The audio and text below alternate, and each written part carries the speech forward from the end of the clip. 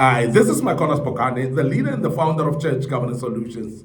Today I want to deal with conferences, church conferences, and I want just to address actually some wrong motives or some wrong reasons why people organize conferences. The conferences are very good, and of course, good reasons for conferences is for you to actually expose your people to the word and address some issues that you would love to address, maybe through different speakers in that particular church. And that's the reason why, when you have seen something that your members lack, or you need to empower them in a way, in a certain way, and you've got some speakers or ministers that would actually minister in certain topics, and that's when you organize a conference. And that is a prudent way of doing it, and that's actually a very good reason to do it. There are many other good reasons, of course, that you would do, but today we want to focus on the wrong motives, or rather the wrong reasons why some conferences are being organized. We have seen pastors that will organize conferences for the sake of fundraising, and they would actually think that there's a lot of money coming out of conferences. And the reason is because they're looking at the offering. And that is why sometimes you find people that organize a conference, they call speakers to come, invite people to come, and they don't have a budget. They rather trust and believe that the offering will be more than enough to bless the ministers or the speakers that you've invited. And that shows how fundraising mentality people have. And the other thing is that people think that when they are running conferences, the offering will be in surplus in order to finance the church or even finance their own self as well. And that is the reason sometimes when conferences are being organized for fundraising purposes. Now, I want to say that it is very risky to do that, because you don't know how many people will come in the first place. And sometimes many come in big numbers in a conference, but yet they don't offer, they don't give as expected. So that is the reason why you cannot budget through a money that is in the pockets of other people. Because those people have to decide to give that money or not. Those people have to decide whether they want to participate in a conference in the sense of attendance in the first place. And not only attendance, but you're speaking about also offering and giving into that conference, pledging some money into the conference. So that also is a dodgy setup whereby you are not sure, and therefore you cannot plan based on that. Now, but there are people that actually run conferences basically for raising funds. Now, the other reason that I find very strange is that many people actually run church conferences because they want to market the church. It's for marketing purposes, and they want the church to be known. And that's the reason sometimes you find people that are even inviting people and say these are crowd pullers. These are people that are crowd pullers. They're talking about the guest speakers. They're talking about sometimes the guest artists as well. And they say these are crowd pullers. So in other words, the purpose here is not to empower people. The purpose is actually for marketing purposes. Either you want to be known as an individual, or you want your church to be known. And that is the reason why many people have actually been deceived into this, and whereby they know some of the churches based on the speakers that have been invited there, and they respect and honor some pastors and leaders based on who they invite and how popular is that particular person that they invite. Because if so and so was speaking in such and such a conference, then we must know who's the pastor. We must know which church is that. So therefore, it's for marketing the church sometimes, and it's not necessarily actually aimed at empowering the people in the church. It's the aim of marketing the church. And that cannot be the right way to run conferences, because if you market the church, for what purpose? And sometimes we market the church for the sake of getting more members in order to contribute more money. So it's related with the fundraising in that way, whereby we want to market the church so that we can have more members. And when we have big numbers in the church attending, therefore there will be big money coming through offering. So that type of a reasoning is not a godly reasoning. And we want to, as church governance solution, as we are saying, we're restoring godly order in the house of the orderly God. We want to warn you against that, because that is not godly at all. And that cannot be the right way to do when you run a conference because you're marketing your church. The other way is people are enhancing own popularity by running conferences through invitation of popular speakers. I've mentioned this and I want to reiterate on this one. That the people that you invite are not people necessarily that will address the topic that you have at hand. The people that you invite are not necessarily people that are knowledgeable in what you want to be addressed. And sometimes it's more because of popularity.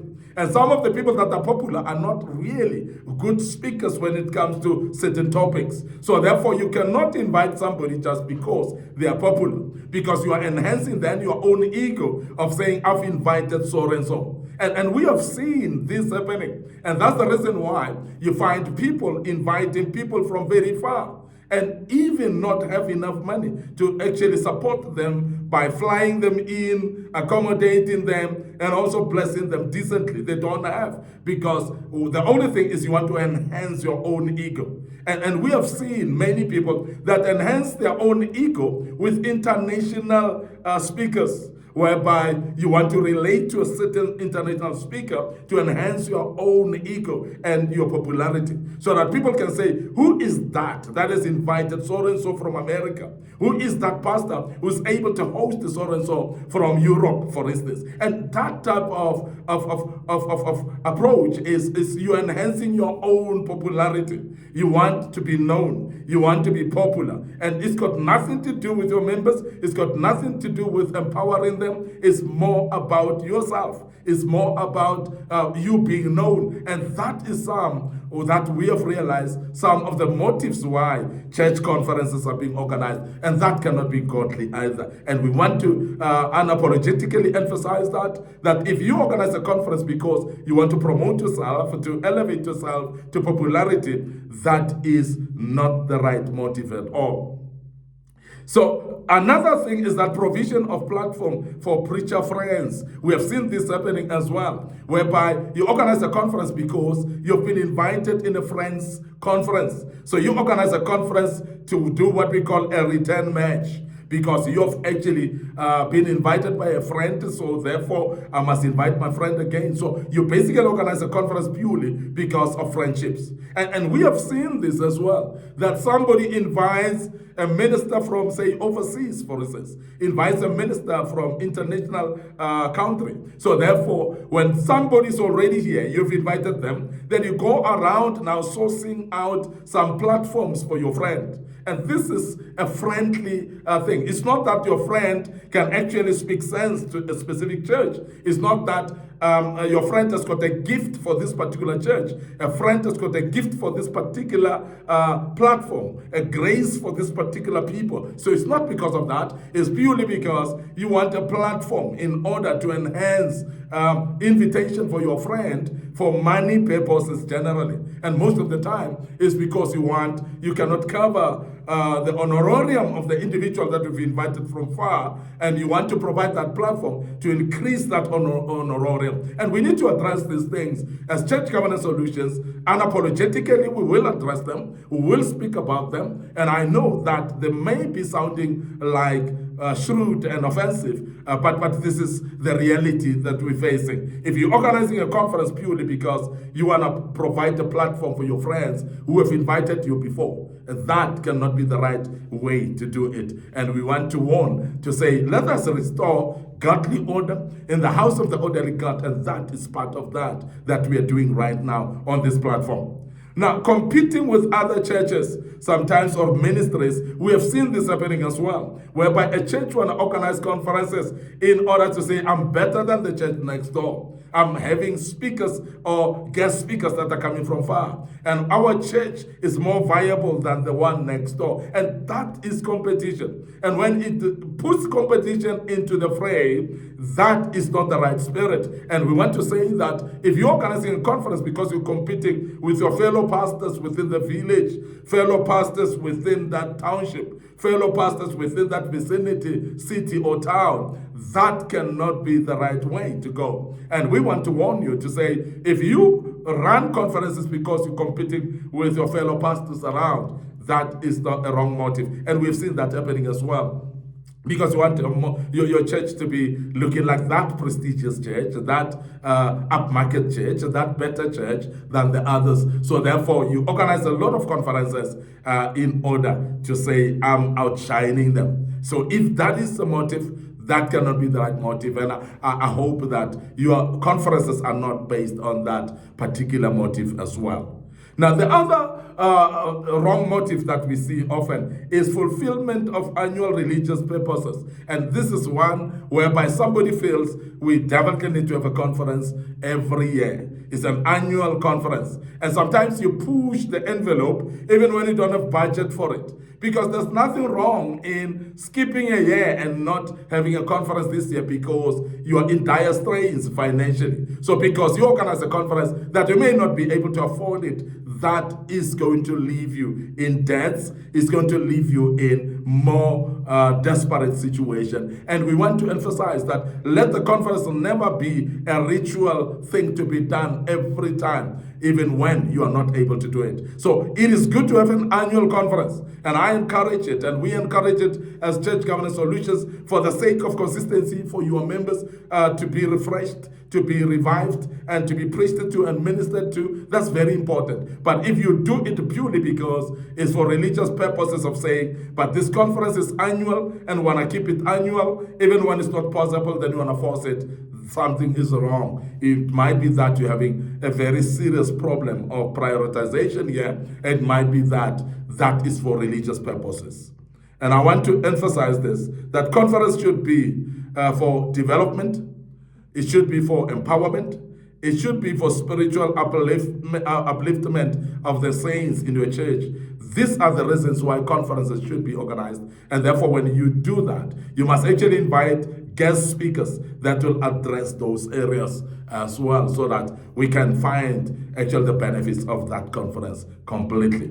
I want to end up here today, your host, MIcornus Phokane. Thanks for listening to us, and we want to wish you all the best for this day.